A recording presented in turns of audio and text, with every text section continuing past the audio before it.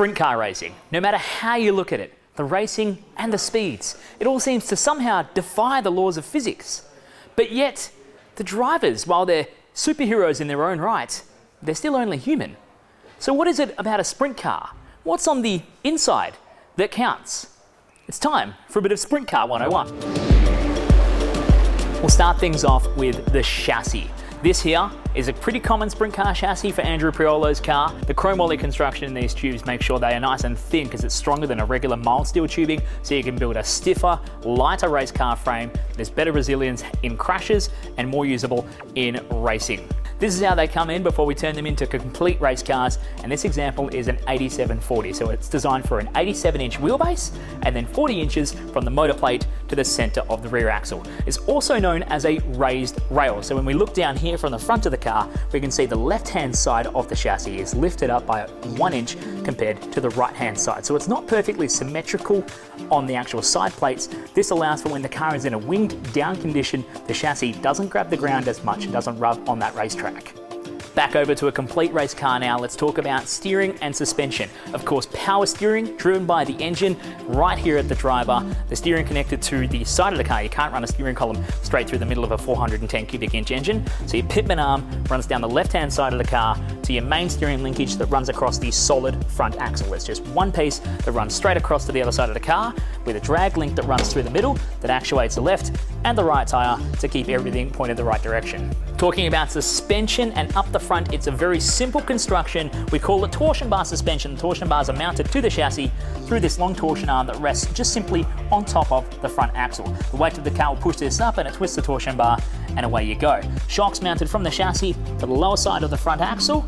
Of course, the axle is held in place on the front by the long linkages that mount from the chassis to hold it forward, and then connecting to make sure the front axle stays in the center of the car. Right at the very front here, you've got this little thing called a panhard rod. Very commonly known for braking when you have a big incident, but this keeps the front axle centralized in the car to stop it from moving around too much while you're on the racetrack. Let's nip around to the rear. Let's check out the rear suspension. So down the back, we talk about torsion bar suspension again, and we'll explain that to you here. This is a torsion bar, the equivalent for a sprint car of a coil spring that you would see in your regular road car. This is mounted into these tubes in the chassis and clamped at one end on the torsion bar stop. So this is clamping one end of the torsion bar and held in place. That torsion bar stop actually holds the right rear torsion bar in. We'll come around to the right-hand side. The torsion bar arm then mounts to the bird cage on the rear axle. And as the weight of the car presses down, it attempts to twist the torsion bar. That twisting moment causes a spring inside the bar that can handle the car's bumps, ruts, and all the driving behavior. Of course, shocks on all four corners. On the rear, we like to use dual adjustables for most of the cars. Sometimes we'll still use a single adjustable, the little adjuster knobs that can either be operated by the team under a yellow, or sometimes we even run in-car controls so the driver can twist the knobs and adjust the suspension characteristics for compression and rebound live in the driver's seat. Focusing on the suspension around the rear of the car where it's really important. Now we've got the pesky right rear tire out of the way. A couple of suspension components that we can really look at. Of course, starting with the bird cage. I know it doesn't look like a bird cage.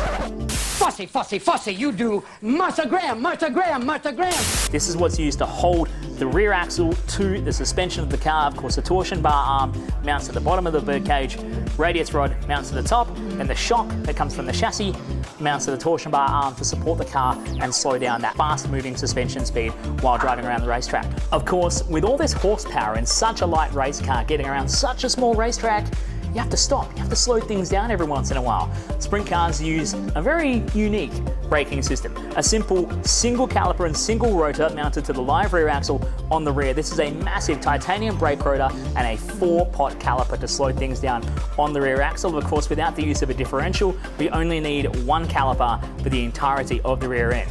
But when we go to the front end, that's where the braking situation gets interesting. Up the front end of the car, the brakes only on the left-hand side. You can see inside this left front tire, that is the only portion of brakes you will see on the front of this car. The reason we only need brakes on the left-hand side of the front is to pull the car into the corner when we get on the brakes, of course, only turning left, going around speedway tracks. You can see also the line that runs from the brake caliper up to the chassis, a quick release dry brake fitting here, the same as what we use on the rear. So for quick changes, you need to repair the car in a great big hurry. You just pull that line off and you keep all the brake fluid contained where it needs to be and none of outside of it where it doesn't need to be.